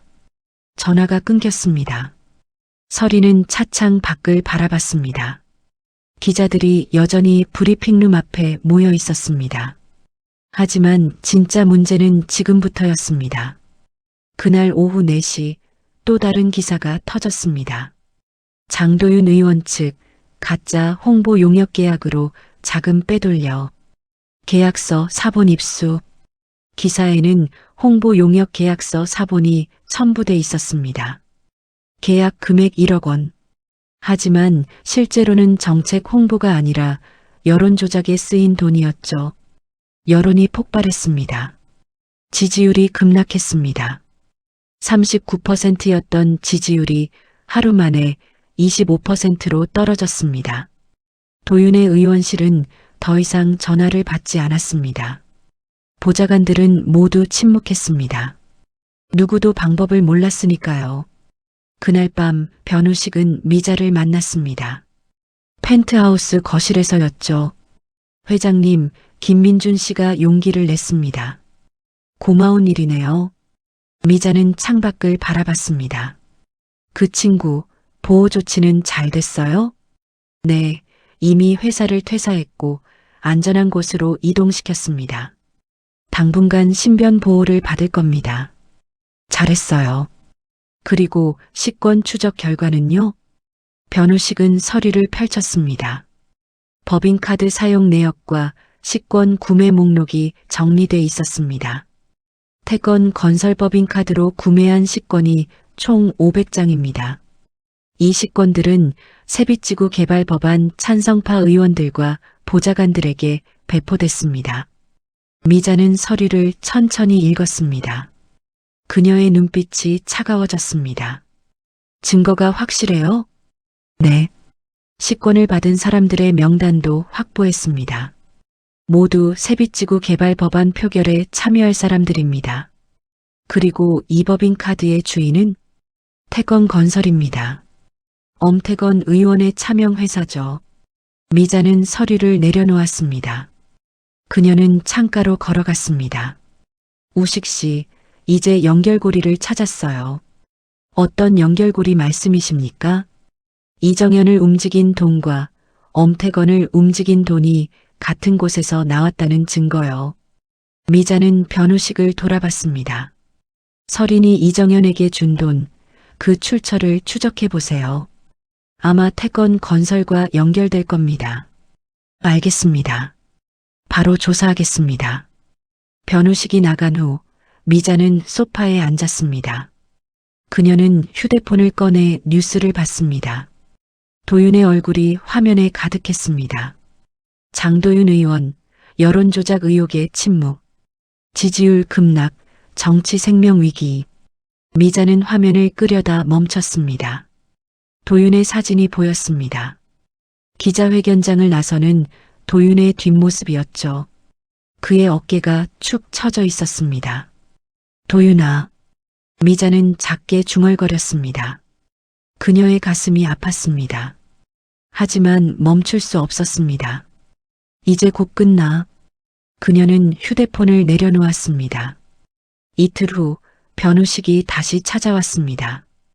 회장님 찾았습니다. 그는 흥분한 목소리로 말했습니다. 서린이 이정현에게 준 돈, 출처가 태건 건설입니다. 태건 건설에서 정책연구소라는 명목으로 장도윤 의원실로 돈이 흘러갔고 그 돈이 다시 이정현에게 갔습니다. 증거는요? 은행 거래 내역, 계약서 모두 확보했습니다. 미자는 깊은 숨을 들이쉬었습니다. 좋아요. 이제 터트릴 시간이에요. 지금 바로 언론에 제보하시겠습니까? 아니요. 조금만 더 기다려요. 큰 그림을 보여줘야죠. 미자는 창밖을 바라봤습니다. 국회 건물이 저 멀리 보였습니다. 엄태건과 서린, 도윤 모두가 한 줄로 엮여 있다는 걸 보여줘야 해요. 그래야 끝까지 무너뜨릴 수 있어요. 변우식은 고개를 끄덕였습니다. 알겠습니다, 회장님. 밤이 깊어갔습니다. 미자는 혼자 소파에 앉아 와인을 마셨습니다. 균열은 이미 시작됐습니다. 작은 균열이 점점 커지고 있었습니다. 곧 모든 것이 무너질 것이었죠. 미자는 와인 잔을 들어 창밖을 향해 들어 올렸습니다. 건배. 그녀는 혼자 중얼거렸습니다. 무너질 자들을 위한 마지막 건배였습니다. 2025년 11월 10일 아침 6시였습니다. 대형 일간지 일면에 거대한 제목이 실렸습니다. 단독. 장도윤 의원 가짜 여론 조작. 자금 출처. 세빚지구 특혜 의혹 건설사와 동일. 기사는 모든 것을 연결했습니다. 태건 건설에서 나온 돈이 장도윤 의원실로 흘러갔고 그 돈이 다시 이정현에게 전달됐다는 내용이었죠. 은행 거래 내역과 계약서, 사본이 기사에 첨부돼 있었습니다. 여의도가 발칵 뒤집혔습니다. 오전 9시 엄태건의 의원실이었습니다. 엄태건은 신문을 탁자에 내던졌습니다. 신문이 바닥에 흩어졌습니다. 그의 얼굴은 붉게 달아올라 있었습니다. 이게 대체 어떻게 된 거야? 그는 보좌관 김성민을 노려봤습니다. 김성민은 고개를 숙이고 서 있었습니다. 죄송합니다, 의원님. 정보가 유출된 것 같습니다. 유출? 누가 유출했어? 누가? 엄태건의 고함이 사무실을 가득 채웠습니다. 그는 책상을 주먹으로 쳤습니다. 쿵소리가 울렸습니다. 의원님, 진정하십시오. 지금 중요한 건 진정하라고? 내 이름이 신문에 박혔는데 진정을 하라고? 엄태건은 의자에 주저앉았습니다. 그의 손이 떨렸습니다. 30년 동안 쌓아온 것들이 무너지고 있었습니다. 장도윤, 다 그 자식 때문이야. 엄태건의 목소리가 낮아졌습니다.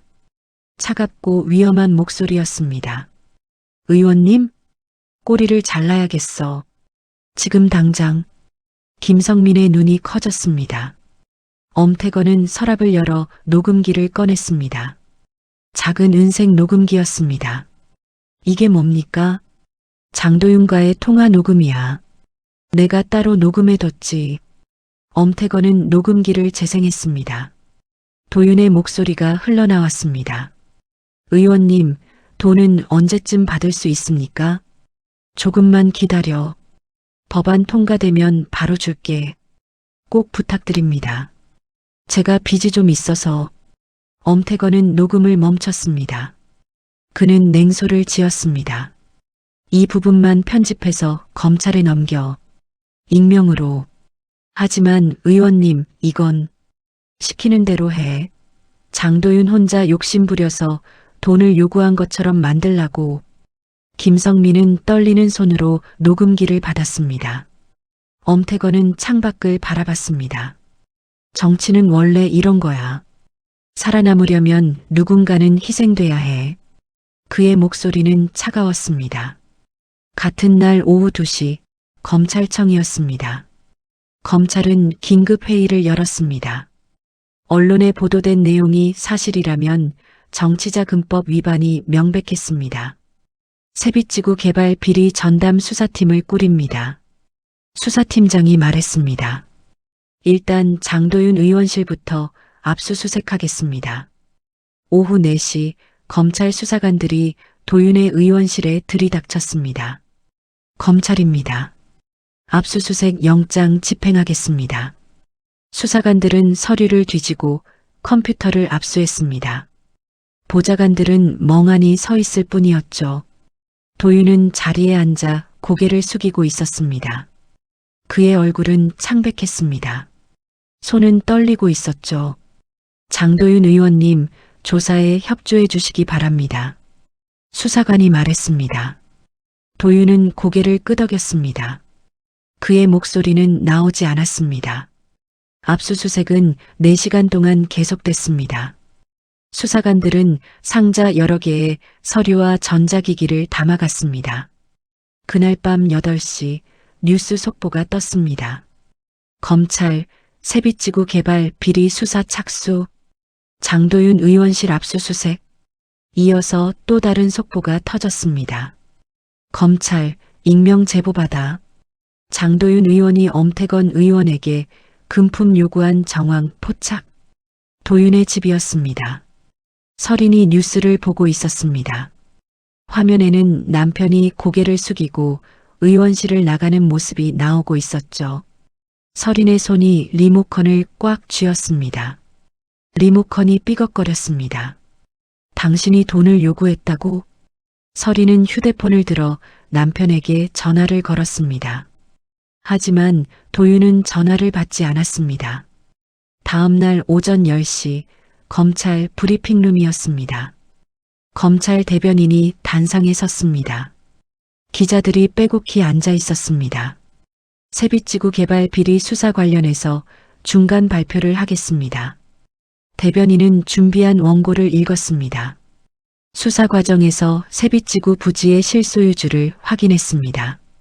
기자들이 일제히 펜을 들었습니다. 세빛지구 소유법인 대한홀딩스의 실질적 소유주는. 대변인이 잠시 멈췄습니다. 그리고 천천히 입을 열었습니다. 국회 구내식당 관리자 한미자 씨로 확인되었습니다. 순간 브리핑룸이 술렁였습니다. 뭐라고요? 구내식당 관리자가 회장이라고? 기자들이 동시에 질문을 쏟아냈습니다. 대변인은 손을 들어 조용히 시켰습니다. 한미자 씨는 35년 전 여의도 자금왕으로 불렸던 인물입니다. 1990년 남편 사망 후 신분을 숨기고 국회 식당에서 일해왔으며 대한홀딩스의 실소유주로 확인됐습니다. 브리핑룸이 더 시끄러워졌습니다. 카메라 플래시가 끊임없이 터졌어요. 한미자 씨와 장도윤 의원의 관계는? 한 기자가 물었습니다. 대변인이 대답했어요. 한미자 씨는 장도윤 의원의 모친입니다. 브리핑룸이 폭발했습니다. 어머니라고요? 식당 아줌마가 의원 어머니이자 회장이었다고? 기자들이 동시에 자리에서 일어났어요. 질문이 빗발쳤습니다. 그 시각 도윤의 의원실이었습니다. 도윤은 휴대폰으로 뉴스를 보고 있었습니다. 검찰 브리핑 생중계였습니다. 한미자 씨는 장도윤 의원의 모친입니다. 그 말을 들은 순간 도윤의 휴대폰이 손에서 떨어졌습니다. 바닥에 떨어진 휴대폰 화면에서 어머니의 사진이 크게 떠올랐어요. 엄마가 회장님이라고? 도윤의 목소리가 떨렸습니다. 그는 의자 등받이를 붙잡았습니다. 다리에 힘이 풀렸습니다. 같은 시각 설인의 집이었습니다. 설인도 브리핑을 보고 있었습니다. 대변인의 말이 귀에 들어왔어요. 식당 아줌마가 회장님이라고? 말도 안 돼. 설인은 믿을 수 없다는 표정으로 TV를 바라봤습니다. 그녀가 패브릭 스프레이를 뿌렸던 그 사람, 요양원에 보내려 했던 그 사람, 50만 원을 건넸던 그 사람. 이럴 수가. 설인의 얼굴이 하얗게 질렸습니다. 그녀는 소파에 주저앉았습니다. 심장이 빠르게 뛰었습니다. 숨이 막혔습니다. 화면 속에서 대변인이 계속 말하고 있었습니다. 세빛지구 부지는 대한홀딩스 소유이며 엄태건 의원 측이 실소유주를 모른 채 불법 거래를 추진한 정황이 포착됐습니다. 여의도 전체가 발칵 뒤집혔습니다. 국회 식당 아줌마, 실은 재벌 회장, 35년 숨어 살았던 여의도 자금왕의 귀환, 장도윤 의원 어머니 세빛지구 실소유주였다. 뉴스가 쏟아지고 포털 사이트가 마비됐습니다. SNS가 폭발했어요. 국회 복도에서 의원들이 수군거렸어요. 한미자 씨가 회장이었다고? 35년 동안 숨어 있었다니. 그럼 우리가 먹었던 밥이. 혼란이 여의도를 휩쓸었습니다. 그날 밤 미자는 펜트하우스에 홀로 앉아 있었습니다. 창밖으로 여의도가 보였습니다. 국회 건물에 불이 켜져 있었습니다. 아직도 많은 사람들이 일하고 있었죠. 미자는 와인 잔을 들었습니다. 그녀는 창밖을 향해 잔을 들어 올렸습니다. 이제 마지막이야. 그녀는 작게 중얼거렸습니다. 35년의 침묵이 끝났습니다. 이제 진실이 드러날 차례였습니다. 2025년 11월 20일 오전 10시였습니다. 국회 윤리특별위원회 청문회장. 높은 천장의 회의실에 100여 명이 넘는 사람들이 모여 있었습니다. 기자들, 방청객들, 그리고 의원들. 단상 중앙에는 장도윤이 앉아 있었습니다. 그는 검은색 정장을 입고 있었지만 얼굴은 초췌했습니다. 열흘 사이에 살이 많이 빠진 것 같았죠. 위원장이 의사봉을 두드렸습니다. 지금부터 장도윤 의원 의원직 제명을 위한 윤리위원회 청문회를 시작하겠습니다. 청문회장이 조용해졌습니다. 도윤은 고개를 숙이고 있었습니다. 그의 손이 떨리고 있었죠. 첫 번째로 결정적 증거를 공개하겠습니다. 위원장의 지시에 따라 스크린이 내려왔습니다. 음향장치에서 소리가 흘러나왔습니다. 기익기익. 환풍기 소리였습니다. 청문회장의 모든 사람들이 스크린을 바라봤습니다. 소음 속에서 목소리가 들렸습니다. 엄태건의 목소리였습니다. 법안만 통과시켜. 빌딩 하나 500억짜리 넘겨줄게. 도윤의 목소리가 이어졌습니다. 감사합니다, 의원님. 녹음은 계속됐습니다. 지하 기계실에서의 모든 대화가 흘러나왔습니다. 돈 이야기, 법안 이야기, 차명 계약 이야기. 청문회장이 완전히 조용해졌습니다. 모두가 숨을 죽이고 녹음을 듣고 있었습니다. 녹음을 다 들은 뒤 위원장이 입을 열었어요. 이 녹음 파일은 국회 지하 기계실에 설치된 녹음 장치에서 수집된 것입니다. 엄태건 의원과 장도윤 의원, 그리고 보좌관들의 대화가 모두 담겨 있습니다. 위원장은 방청석을 바라봤습니다. 엄태건은 방청석 구석에 앉아 있었습니다. 그의 얼굴은 흑빛이었습니다. 이제 증인 신문을 진행하겠습니다. 첫 번째 증인, 이정현 씨를 입장시키십시오. 문이 열렸습니다. 이정현이 들어왔습니다. 그는 수척한 얼굴로 증인석에 앉았습니다. 위원장이 질문을 시작했습니다. 증인은 장도윤 의원 측으로부터 여론조사 조작을 의뢰받았습니까? 네, 맞습니다. 이정현의 대답에 청문회장이 술렁였습니다. 기자들이 일제히 펜을 들었습니다. 누구로부터 의뢰를 받았습니까? 설인 씨로부터 받았습니다. 장도윤 의원의 부인이십니다. 도윤이 고개를 들었습니다. 그는 이정현을 바라봤어요. 하지만 이정현은 도윤을 보지 않았습니다. 구체적으로 어떤 지시를 받았습니까? 표본 가중치를 조정해서 지지율을 높이라는 지시였습니다. 그리고 세빛지구 개발에 대한 찬성 여론을 만들라고 했습니다. 자금은 어디서 나왔습니까? 이정현은 잠시 입술을 깨물었습니다. 그리고 천천히 대답했습니다. 엄태건 의원 측에서 나왔습니다. 태건건설 명의로 장도윤 의원실에 정책연구 용역비가 들어왔고 그 돈이 제게 전달됐습니다. 청문회장이 더 시끄러워졌습니다. 카메라 셔터 소리가 쉴 새 없이 울렸습니다. 증거가 있습니까? 네, 은행 거래 내역과 계약서가 있습니다. 검찰에 이미 제출했습니다. 그리고 이정현은 잠시 멈췄습니다. 제가 양심에 따라 모든 원본 데이터와 조작 지시 메일을 언론에 제보했습니다. 위원장은 고개를 끄덕이고 다음 질문으로 넘어갔습니다. 이정현은 30분 동안 모든 것을 증언했습니다. 여론 조작의 과정, 자금의 흐름, 설인과의 만남, 모든 것이었죠. 증언이 끝나고 이정현이 퇴장했습니다. 도윤은 증인석을 빠져나가는 이정현의 뒷모습을 바라봤습니다. 그의 가슴이 무너지고 있었습니다. 다음 증인 서린 씨를 입장시키십시오. 문이 다시 열렸습니다.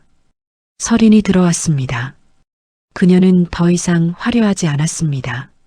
화장기 없는 얼굴, 검은색 단정한 옷. 그녀는 증인석에 앉았습니다. 남편과 눈이 마주쳤지만 그녀는 재빨리 고개를 돌렸습니다. 증인은 이정현 씨에게 여론 조작을 의뢰했습니까? 네, 맞습니다. 서린의 대답은 작았습니다. 하지만 마이크가 그 목소리를 증폭시켰습니다. 왜 그런 일을 했습니까? 서린은 눈을 감았습니다. 눈물이 흘러내렸죠. 남편의 지지율이 떨어지고 있었습니다. 세빛지구 개발 법안을 통과시켜야 했고, 그러려면 지지율이 필요했습니다. 자금은 어떻게 마련했습니까? 후원금 계좌에서 빼돌렸습니다. 정책 홍보 용역 명목으로 계약서를 만들고 그 돈을 이정현 씨에게 현금으로 전달했습니다. 위원 한 명이 서류를 들어 올렸습니다. 여기 증거가 있습니다. 증인이 이정현 씨에게 보낸 카카오톡 메시지입니다. 읽어보겠습니다. 위원이 메시지를 읽었습니다. 이 대표님, 표본 보정 작업 언제쯤 시작하시나요? 빠를수록 좋습니다. 청문회장이 또다시 술렁였습니다. 서린은 고개를 숙였습니다. 그녀의 어깨가 떨리고 있었습니다. 이 메시지가 증인이 보낸 것이 맞습니까? 네, 맞습니다. 서린의 목소리는 거의 들리지 않았습니다. 이 메시지는 어떻게 확보됐습니까? 위원장이 물었습니다. 이정현 씨가 자진 제출했습니다. 양심의 가책을 느끼고 모든 증거를 제출했다고 합니다. 질문은 계속됐습니다. 서린은 모든 것을 자백했습니다. 횡령, 여론조작, 비밀거래. 그녀는 더 이상 숨길 것이 없었습니다. 증언이 끝나고 서린이 일어섰습니다. 그녀는 남편을 보았어요. 도윤도 그녀를 보고 있었습니다. 두 사람의 시선이 공중에서 마주쳤습니다. 하지만 아무 말도 하지 않았습니다. 서린은 고개를 돌리고 청문회장을 나갔습니다. 오후 2시였습니다. 위원장이 다시 의사봉을 두드렸어요. 마지막으로 추가 증거를 제출하겠습니다. 청문회장 뒷문이 열렸습니다. 변호식이 들어왔어요. 그는 손에 서류 봉투를 들고 있었죠. 저는 대한홀딩스 변호식입니다. 추가 녹음 파일을 제출하러 왔습니다. 위원장이 고개를 끄덕였습니다. 변호식은 단상으로 걸어가 USB를 제출했습니다. 이것은 지하 기계실 녹음 파일의 추가 분량입니다. 엄태건 의원이 검찰에 제출한 편집본과 달리 이것은 완전한 원본입니다. 위원장이 USB를 확인했습니다. 그리고 음향 담당자에게 지시했습니다. 이 파일을 재생하십시오. 새로운 녹음이 흘러나왔습니다. 이번에는 더 길었어요. 엄태건이 도윤을 설득하는 장면이 더욱 상세하게 담겨 있었습니다. 장 의원, 겁먹지 마. 내가 다 책임진다니까. 자네가 법안만 통과시키면 모든 게 해결돼. 빌딩 500억, 현금 5천만 원. 내가 다 챙겨줄게. 의원님께서 정말 그렇게 해주신다면. 당연하지. 우리가 남이가. 이게 바로 정치야. 서로 챙겨주는 거. 엄태건의 목소리가 선명하게 들렸습니다. 청문회장이 다시 한번 술렁였어요. 엄태건은 그 자리에 주저앉았습니다. 그의 얼굴에서 모든 색이 빠졌어요. 엄태건 의원, 장도윤 의원, 두 분 모두 정치자금법 위반 및 뇌물수수 혐의로 현장에서 체포하겠습니다. 검찰 수사관들이 들어왔습니다. 수갑이 차가운 소리를 내며 채워졌어요. 먼저 엄태건에게 그리고 도윤에게. 도윤은 수갑을 찬 손을 내려다봤습니다. 차가운 쇠의 감촉이 손목에 느껴졌습니다. 일어나십시오. 수사관이 말했습니다. 도윤은 천천히 일어섰어요. 청문회장을 나가는 순간 도윤은 방청석을 돌아봤습니다. 그곳에 어머니가 앉아 있었습니다. 미자였어요. 그녀는 낡은 옷을 입고 조용히 앉아 있었습니다. 아들과 눈이 마주쳤습니다. 도윤의 눈에서 눈물이 흘러내렸어요. 미자는 표정 하나 변하지 않았습니다. 그저 아들을 바라보고 있었죠. 도윤은 고개를 숙였습니다. 수사관들에게 이끌려 청문회장을 나갔습니다. 수갑 소리가 복도에 울렸어요. 미자는 자리에 앉아 아들이 사라지는 것을 지켜봤습니다. 그녀의 눈가가 미세하게 떨렸어요. 하지만 눈물은 흐르지 않았습니다. 청문회장이 점점 비었습니다. 사람들이 하나둘 떠났어요. 미자는 마지막까지 남아 있었습니다. 그녀는 빈 증인석을 바라봤어요. 이제 끝났구나. 그녀는 작게 중얼거렸습니다. 2025년 12월 15일 오후 2시였습니다. 서울 구치소 면회실. 회색 벽과 차가운 형광등 불빛, 유리창 너머로 마주 앉을 수 있는 좁은 공간이었습니다. 미자는 면회실 의자에 앉아 있었습니다. 그녀는 낡은 가방을 무릎에 올려놓고 있었죠. 가방 속에는 보온병이 들어 있었습니다. 철문이 열렸어요. 회색 수의를 입은 남자가 들어왔습니다. 도윤이었습니다. 한 달 만에 보는 아들은 많이 변해 있었습니다. 머리는 짧게 깎였고 얼굴은 더 야위었어요. 눈 밑에는 검은 그림자가 져 있었죠. 도윤은 유리창 너머 어머니를 보았습니다. 그의 걸음이 멈췄습니다. 다리가 떨렸어요. 교도관이 그를 의자로 안내했습니다. 도윤은 천천히 앉았어요. 유리창 하나를 사이에 두고 어머니와 마주 앉았습니다. 한참 동안 아무도 말하지 않았어요. 도윤은 어머니를 똑바로 보지 못했습니다. 그는 고개를 숙였습니다. 손을 무릎 위에 올려놓았지만 손이 떨려서 주먹을 쥐었어요.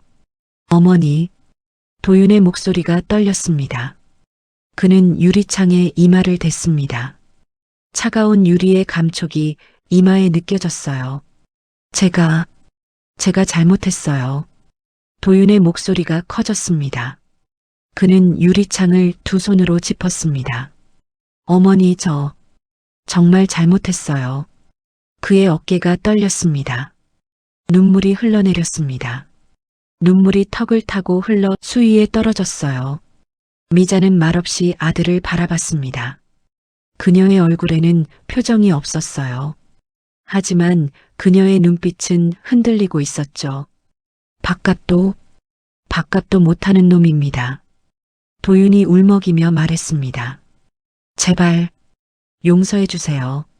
어머니. 도윤은 의자에서 내려와 무릎을 꿇었습니다. 면회실 바닥에 무릎을 대고 고개를 숙였습니다. 교도관이 다가왔어요. 일어나십시오. 하지만 도윤은 일어나지 않았습니다. 그는 계속 고개를 숙이고 있었어요. 어깨가 들썩였습니다. 미자는 천천히 일어났습니다. 그녀는 가방에서 보온병을 꺼냈습니다. 그리고 면회실 접견 탁자 위에 보온병 뚜껑을 놓았어요. 보온병을 열자 김이 피어올랐습니다. 뜨거운 국밥 냄새가 면회실에 퍼졌습니다. 미자는 국밥을 뚜껑에 부었습니다. 교도관이 이를 지켜보다가 고개를 끄덕였어요. 묵인하는 것이었죠. 일어나. 미자가 처음으로 입을 열었습니다. 그녀의 목소리는 낮고 단호했어요. 도윤은 천천히 고개를 들었습니다. 눈물로 범벅이 된 얼굴로 어머니를 보았습니다. 일어나서 앉아. 도윤은 떨리는 다리로 일어나 의자에 앉았습니다. 미자는 뚜껑에 담긴 국밥을 도윤 쪽으로 밀었습니다. 먹어. 도윤은 국밥을 보았습니다. 익숙한 냄새였어요. 어렸을 때부터 먹었던 어머니의 국밥이었죠. 어머니, 먹으라고. 미자의 목소리가 더 단호해졌습니다. 도윤은 떨리는 손으로 일회용 숟가락을 집었어요. 국밥을 한 숟가락 떠서 입에 넣었습니다. 따뜻했어요. 그리고 짰습니다. 눈물이 섞여서 더 짠 것 같았죠. 도윤은 숟가락을 놓았습니다. 더 이상 먹을 수 없었어요. 목이 메었습니다. 미자는 아들을 조용히 바라봤습니다. 그리고 입을 열었어요. 너가 엎어버린 건 내 밥상이 아니야. 미자의 목소리가 떨렸습니다. 너가 섬겨야 할 국민들의 밥상이지. 도윤은 고개를 들어 어머니를 보았습니다. 어머니의 눈에도 눈물이 고여 있었습니다. 하지만 흐르지는 않았습니다. 엄마, 30년을 넘게 숨어 살았어. 너만큼은 깨끗하게 키우려고. 미자의 목소리가 갈라졌습니다. 근데 넌 결국 그들과 똑같이 됐구나. 도윤은 아무 말도 할 수 없었습니다. 그는 다시 고개를 숙였어요. 미자는 가방에서 검은색 USB를 꺼냈습니다. 낡은 USB였어요.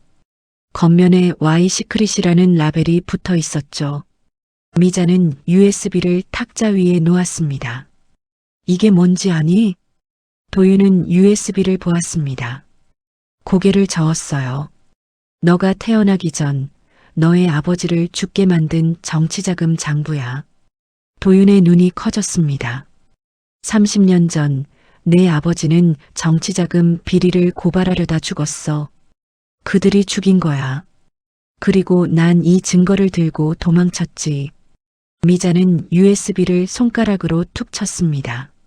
난 이걸 30년 넘게 이걸 지켰어. 복수하려고가 아니야. 너한테 보여주려고. 어머니, 내가 정치인이 되겠다고 했을 때 난 반대했어야 했어. 근데 안 했지. 내가 아버지처럼 깨끗한 정치를 하길 바랐으니까. 미자의 목소리가 점점 작아졌습니다. 근데 넌 아버지를 죽인 그들과 똑같아졌어. 도윤은 울음을 참지 못했어요. 그는 두 손으로 얼굴을 가렸습니다. 어깨가 격하게 흔들렸어요. 죄송해요. 정말 죄송해요. 미자는 천천히 일어났습니다. 그녀는 가방을 들었어요. 내 죄는 내가 갚아라. 미자는 아들을 마지막으로 바라봤습니다. 엄태건을 무너뜨린 그 녹음 파일은 이미 증거가 됐지만 내 죄를 인정하는 건 내 몫이야. 도윤은 고개를 들어 어머니를 보았습니다. 내 손으로 내 정치를 끝내라. 미자는 더 이상 말하지 않았습니다. 그녀는 몸을 돌려 면회실 문으로 걸어갔습니다. 어머니, 도윤이 외쳤습니다. 하지만 미자는 돌아보지 않았어요. 문이 열리고 그녀가 나갔습니다. 문이 닫혔어요. 도윤은 혼자 남았습니다. 그는 탁자 위에 USB를 보았습니다. 그리고 식어가는 국밥을 보았어요. 그는 USB를 집어들었습니다. 작고 가벼운 물건이었습니다. 하지만 그 안에 담긴 무게는 30년이었어요. 도윤은 USB를 꽉 쥐었습니다. 그리고 국밥을 다시 한 숟가락 떠먹었어요. 짜고 뜨겁고 쓰라렸습니다. 하지만 그는 계속 먹었어요. 한 숟가락 한 숟가락. 눈물을 흘리며 국밥을 다 먹었습니다. 교도관이 다가왔어요. 시간 다 됐습니다. 도윤은 일어났습니다. 그는 빈 그릇을 보았습니다. 어머니가 끓여준 마지막 밥이었어요. 그는 USB를 주머니에 넣었습니다. 그리고 교도관을 따라 면회실을 나갔어요. 복도를 걸으며 도윤은 결심했습니다. 어머니 말이 맞았어요. 죄는 자기 손으로 갚아야 했습니다. 독방으로 돌아온 도윤은 종이와 펜을 꺼냈어요. 그는 글을 쓰기 시작했습니다. 저 장도윤은 모든 혐의를 인정합니다. 손이 떨렸지만 그는 멈추지 않았습니다. 이것이 밥값을 갚는 첫걸음이어요. 창밖으로 겨울 해가 지고 있었습니다. 차가운 바람이 철창 사이로 들어왔습니다. 도윤은 계속 글을 썼어요. 용서가 아닌 속죄를 향해 나아가는 길이었습니다. 길고 긴, 아주 긴 속죄의 시작이었습니다. 2027년 10월 가을이었습니다. 2년이 흘렀습니다. 서울 세빛지구. 예전에 개발 비리의 중심이었던 그곳은 이제 완전히 달라져 있었어요. 높은 아파트 대신 낮은 주택들이 들어섰습니다. 청년 임대주택이었죠. 젊은이들이 저렴한 가격에 살 수 있는 집들이었습니다. 그 옆에는 넓은 공원이 펼쳐져 있었습니다. 나무들이 가을빛으로 물들어 있었고 아이들이 뛰어놀고 있었어요. 부모들은 벤치에 앉아 그 모습을 바라보고 있었죠. 공원 입구에는 작은 표지판이 서 있었습니다. 세빛 공공주택 및 공원, 대한홀딩스 기부 체납. 바람이 불어와 나뭇잎을 흔들었어요. 표지판 아래에는 작은 글씨로 더 쓰여 있었습니다. 국민을 위한 공간은 국민의 것입니다. 오전 10시 국회 구내식당이었어요. 미자는 여전히 그곳에서 일하고 있었습니다. 식당 매니저로서 직원들을 관리하고 식자재를 점검하고 메뉴를 정했습니다. 2년 전 모든 진실이 밝혀진 후 많은 것이 달라졌어요. 의원들은 이제 미자를 다르게 대했습니다. 회장님, 커피 한잔 하시죠. 젊은 의원 하나가 다가와 말했습니다. 미자는 고개를 저었어요. 밥 먹을 땐 다 똑같은 손님입니다. 미자의 목소리는 단호했습니다. 의원은 멋쩍게 웃으며 자리로 돌아갔어요. 미자는 여전히 선을 그었습니다. 회장이 아니라 식당 매니저였습니다. 그 경계를 흐리고 싶지 않았죠. 점심시간이었습니다. 의원들이 하나둘 식당으로 들어왔어요. 미자는 주방에서 국을 끓이고 있었습니다. 뜨거운 김이 피어올랐어요. 미자 씨, 오늘 국이 맛있네요. 한 의원이 말했습니다. 미자는 고개를 끄덕였습니다. 잘 드세요.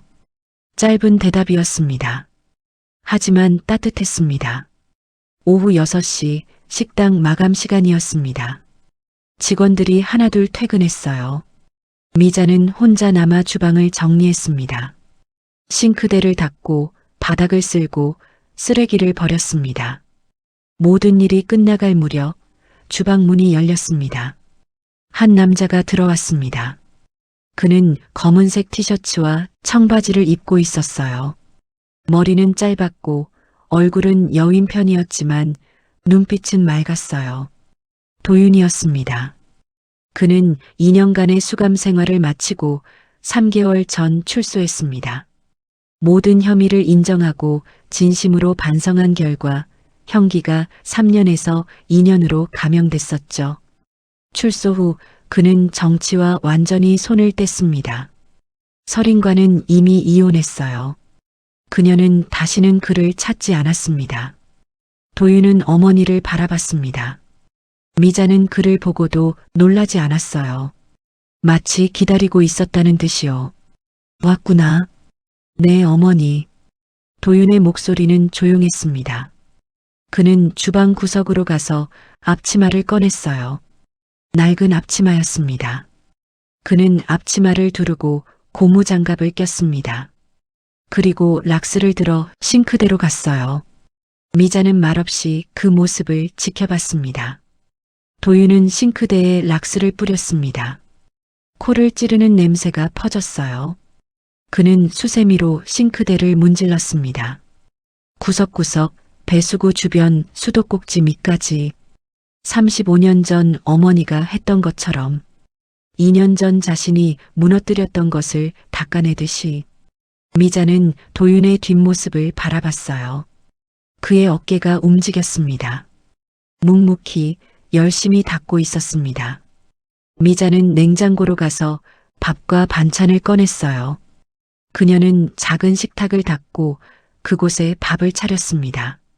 낡은 식기 2개, 밥 2공기, 김치와 된장찌개. 도윤아, 미자가 불렀습니다. 도윤은 손을 멈추고 돌아봤습니다.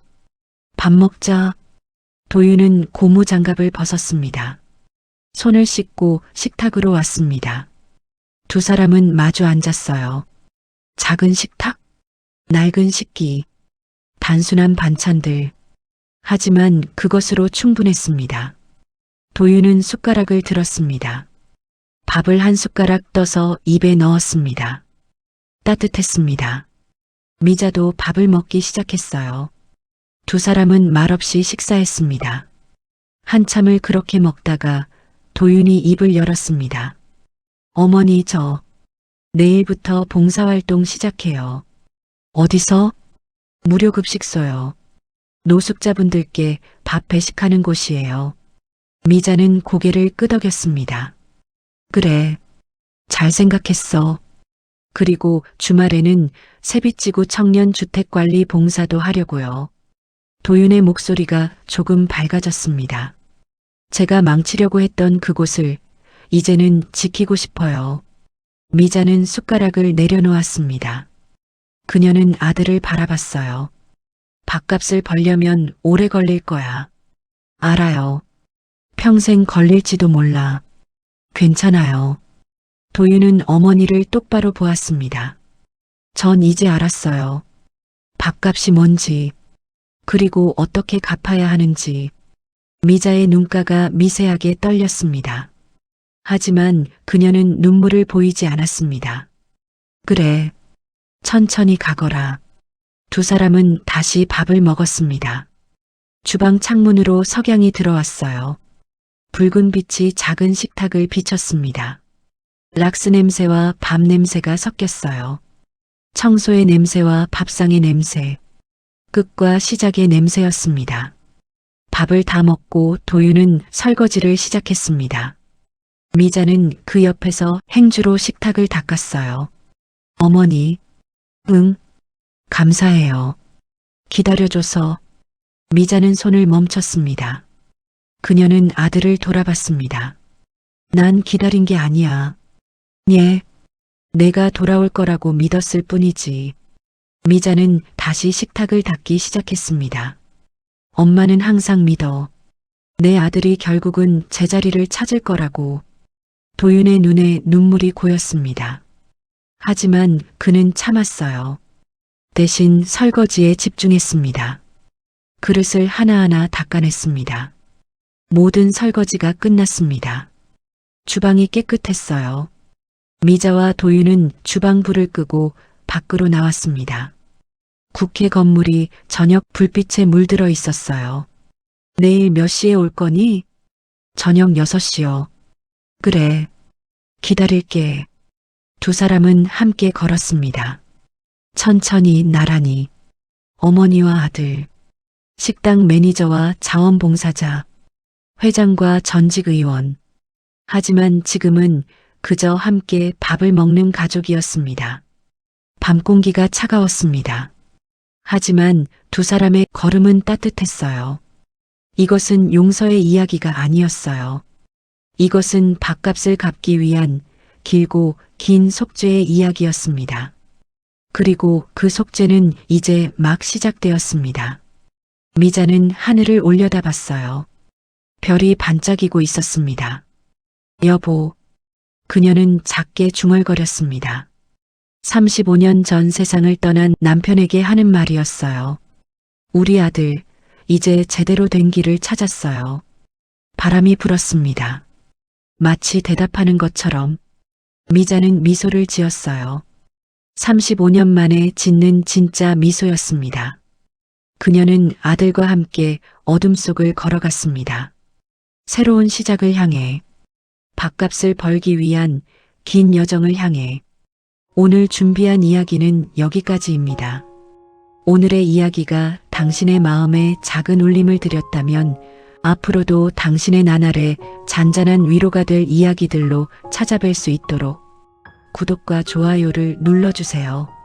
그리고 사연의 주인공을 위한 따뜻한 말씀도 댓글로 부탁드립니다. 당신의 오늘을 늘 응원합니다. 바람 같은 이야기였습니다.